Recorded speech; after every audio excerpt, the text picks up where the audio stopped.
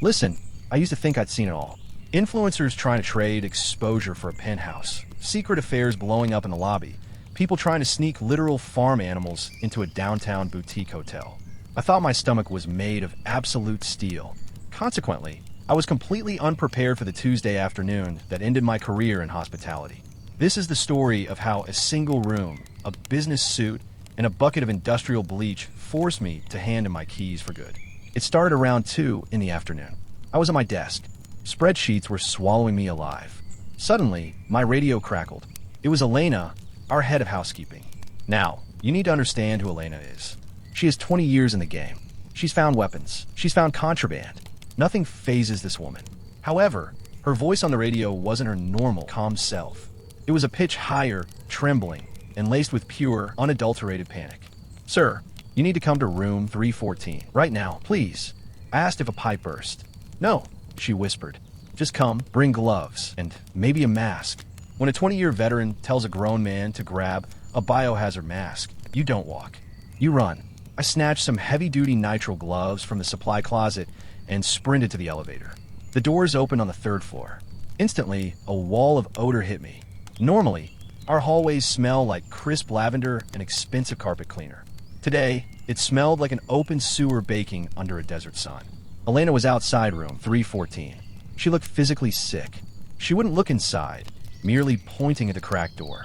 "I didn't touch anything," she muttered. I took a deep breath. Big mistake. I pushed the door open. The human brain does this weird thing when it encounters pure horror. It tries to protect you by rationalizing it. For one beautiful, delusional second, I tried to convince myself the previous guest just had a really aggressive, messy party involving a chocolate fountain. Except it wasn't chocolate. Someone had systematically, intentionally, and maliciously smeared human feces all over the room. It wasn't an accident. This wasn't a bad case of the stomach flu. It was rubbed deep into the mattress protector. It was painted across the pristine white duvet, like a sick finger painting project. Therefore, I thought it couldn't get worse. Then I looked at the wall. Distinct, muddy handprints led right up the headboard. A thick, horrific streak went 3 feet up the drywall, ending in a violent, abstract smudge. Who wakes up, looks at a hotel room, and decides to use it as a canvas for their own waste? I marched down to the front desk to pull the guest profile. The room had been occupied by a guy who checked in late the night before. My front desk agent said he seemed like an incredibly normal businessman. He wore a tailored suit, spoke politely, and paid with a valid credit card. He checked out early, dropped his key, said, "Thanks, great stay," and walked out into the sunrise like a functioning member of society. But Mr. Normal Businessman was about to get a very expensive wake-up call. We didn't just slap him with a standard cleaning fee.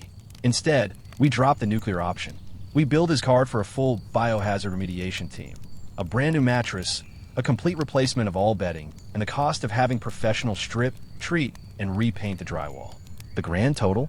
Just shy of $2,500. 2 hours later, my office phone rang. It was him. He was screaming. He called it fraud. He threatened to unleash his lawyers on me.